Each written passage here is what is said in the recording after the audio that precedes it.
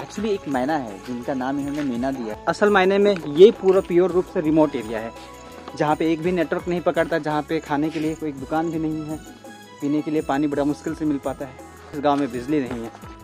Phone लगाने के लिए कहाँ तक जाना पड़ता है? जाना पड़ता है, टोंगरी जाना पड़ता है। टुंगरी।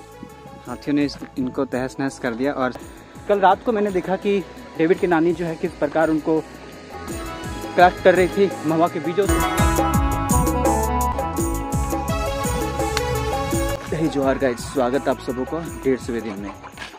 आज 150 दिन हो गए पूरे और इस वक्त सुबह तकरीबन 5:30 बजे मैं जब इस घर से बाहर निकला। रात को मैं यहाँ पे सो गया था। दनगद्दी वाले ब्लॉग आप देखे होंगे 149वें दिन में जो मैं शूट किया ठठे टांगर से निकल करके। और जो दो भाई मिले थे, डेविड और एक भाई का नाम एक्चुअली याद नहीं आ रहा। जब मैं यहाँ से निकलूँगा तो बात करते हुए उनका भी नाम बता दूँगा। तो मैं उनके साथ बात कर लिया कि ऐसे मौसम जो है ना, ऐसे जो हो रखी है, ये देखो मुर्गा भी आवाज़ कर रहा है, तो ऐसे मौसम में आगे मेरी यात्रा नहीं हो पाएगी। तो क्या मैं आपके यहाँ पे ठहर सकता हूँ? तो उन्होंने परमिशन दिया। इस वक्त सुबह का वक्त है और ये सारे जो अवशेष आप देख पा रहे हैं, ये महुआ नामक फल जानते होंगे आप, जो झारखंड में प्रसिद्ध है ना, वो है।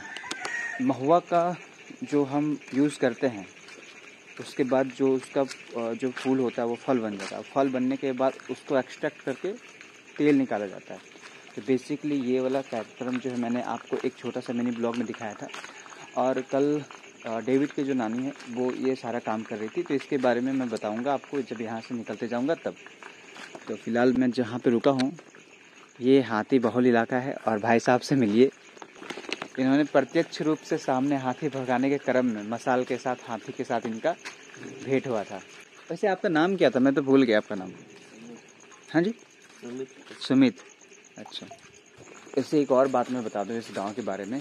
ये बिल्कुल रिमोट एरिया है, यहाँ पे आपको नेटवर्क नहीं मिलेगा, दूर दूर तक नहीं। और लोग यहाँ से नेटवर्क के लिए कुछ ऊंचाइयों में जाते हैं, यहाँ से तकरीबन 1 किलोमीटर की दूरी में, तब जाके नेटवर्क आता है। और इसके साथ यहाँ पे बिजली नहीं है।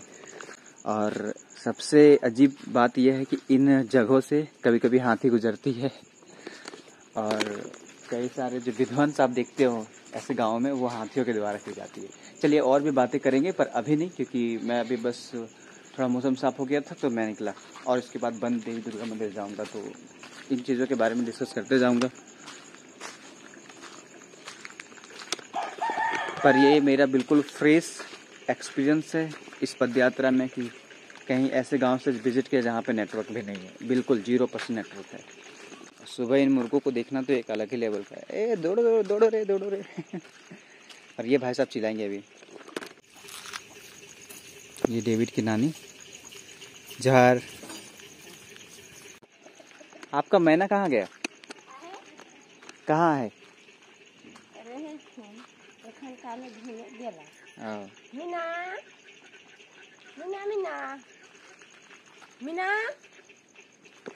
एक्चुअली एक मैना है जिनका नाम इन्होंने मीना दिया है। और वो जो है ना, वो अपना बेटी मानती है, मतलब ये उनको अपना बेटी मानती है। तो कल मुझे वो दिखा रही थी, मीना मीना बोल बोल करके, फुदुक करके यहाँ पे आ गई थी। वो कल यहाँ पे थी और उसको यहाँ पे खाना खाने के लिए दिया गया था उसे प्लेट में, तो उनका नाम मीना दिया है इन्होंने। देखो गाइस, तो एक मैना आपको दिख रही है ना, ये पोसी हुई मैना है जिसको वो मीना मीना बोल रही थी नानी, डेविड की नानी। ये देखो, मीना मीना।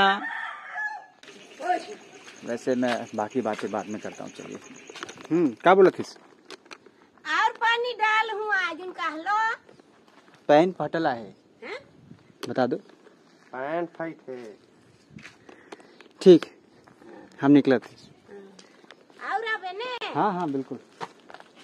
चलो गाइस, थोड़ी धूप निकल गई है तो मैं अब इस वक्त निकल रहा हूँ। समय तकरीबन 9 बज रहे हैं। इस गांव से निकलते हुए मैं इधर से निकलते, ये रास्ता तो ऐसे करते। तो बहुत अच्छा और क्लासी एक्सपीरियंस रहा। भाई को थैंक यू रहेगा। इनको कल शाम को मैंने बोला तो भींग करके आया था यार। मौसम तो प्रभु अभी कृपा बनाए रखे हैं। मुझे एक्चुअली रात को बन देवी दुर्गा मंदिर में स्टे करना था। फिर भाई को अपनी समस्या सुनाई तो ये मान गए। ये अपने यहाँ पे लेकर के आए और बहुत अच्छे तरीके से मेरा ख्याल रखा, थैंक यू। और इसलिए कहता हूँ कि शिक्षित होना बहुत जरूरी है। अगर ये शिक्षित नहीं होता तो शायद इस बात को समझ नहीं पाते, है कि नहीं। वैसे सारे हाथी वाली बात इन्होंने मुझे बताई, और अभी ये मुझे एक्चुअली इन्होंने बताया था कि हमारे जो घर है वो रोड के किनारे थी, जिनको हाथियों ने ध्वस्त कर दिया। तो जाते जाते भी मैं वो चीज़ें भी आपको दिखाऊं। वैसे ये सारे जितने भी बारी वगैरह दिख रहे हैं ना, सारे में हाथी आ जाती है, नहीं ये खेत में आ जाता है। ये खेत में आ जाती है। एक्चुअली दनगद्दी के पर्यटन स्थल को शूट करने के लिए निकला था। मैंने सोचा कि अच्छे तरीके से शूट करूं, तो बारिश का मौसम होकर रखा, और लोगों ने बताया था कि इन रास्तों में हाथियों का प्रकोप ज़्यादा होता है, और भाई ने खूब हाथियों के बारे में बताया। मुझे लगा कि शूट करना चाहिए। और भी विशेष बात ये लगी कि इस गांव में बिजली नहीं है, तो सोचिए कितने अभाव में यहाँ पे लोग रहते हैं और आगे निखरते भी हैं। टावर भी नहीं है ना। फोन लगाने के लिए कहाँ तक जाना पड़ता है? दूर जाना पड़ता है, टोंगरी जाना पड़ता है। टुंगरी मतलब वो जो ऊंचाई दिख रहा है वो सब में? उधर नहीं, इधर। अच्छा अच्छा। वैसे तो इस वक्त निकल रहा हूँ, बट फिर भी भाई से बात करने का दिल भरा ही नहीं। अच्छा, यहाँ जो हाथी आ जाते हैं उसके पीछे का रीजन कहीं ये महुआ के पेड़ तो नहीं? नहीं, ये पेड़ नहीं। तो मतलब खाने के लिए इधर आता है। खाने के लिए मतलब मुझे तो लगता है कि महुआ है धान के दिनों में, धान खाने के लिए, और मकई बिल्कुल ये वाला बारी में। खेती बाड़ी का समय होता है ना, तब आता है। जैसे मकई उगे लगाते हैं, उसको खाता है, फिर धान इनको खाता है। वैसे गाइस मैं अभी निकल रहा था ना इनके घर से, तो इनकी जो नानी थी बहुत स्वीट बोलती है। कल रात को हमसे बहुत कोशिश की बात करने के लिए अपने सादरी लैंग्वेज में। समझ में तो आता है पर मैं सादरी पूरा अच्छे से बोल नहीं पाता हूँ। मैं नागपुरी थोड़ा टच करता हूँ बोलने में। तो इनकी नानी कह रही थी कि मोर डेविड के ना लेके बे वह मोर सहारा केस। ये अच्छा लगा, समझ में आया मुझे। तो ये दनगद्दी वाला गेट था, और इधर ही हम लोग रहने के लिए गए थे। और भाई मुझे दिखाने के लिए आए हैं अपना पुराना घर, जिसको हाथियों ने तहस नहस कर दिया। तो पूरा का पूरा हाथियों ने ही तहस नहस किया इसको। अरे ये इनका दुकान था, और दुकान को जैसे देख रहे हैं कि कैसा कर दिया गया। और ये सारे घर के दरवाजे दीवारें थी नहीं, तो ले करके आए अपने पुराना घर। नहीं यही सब था, हाथियों ने इनको तहस नहस कर दिया। और सिर्फ धान की खेती को तहस नहस करने के लिए, मतलब धान खाने के लिए, महुआ खाने के लिए जब आते थे, तो कहा जाता है कि यहाँ पे किचन हुआ करता था। तो किचन को ज़्यादा उन्होंने नुकसान पहुँचाया, और धीरे धीरे करते करते पूरे घर को नुकसान कर दिया उन्होंने। तो इनके पेरेंट्स चले गए। ये देखिए, ये पुराना घर था, देख सकते। क्या बोल रहे? अच्छा अच्छा, तो ये आप लोग का प्रॉपर्टी था। देखिए कैसे बंजर कर दिया गया।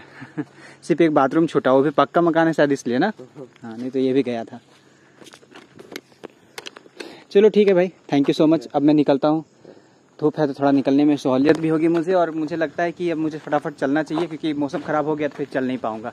बिल्कुल ये असल मायने में ये पूरा प्योर रूप से रिमोट एरिया है, जहाँ पे एक भी नेटवर्क नहीं पकड़ता, जहाँ पे खाने के लिए कोई दुकान भी नहीं है, पीने के लिए पानी बड़ा मुश्किल से मिल पाता है। चलो ठीक है भाई, जोहार। गांव में ऐसे सांप भी देखने को मिल जाता है, ये देखो सांप।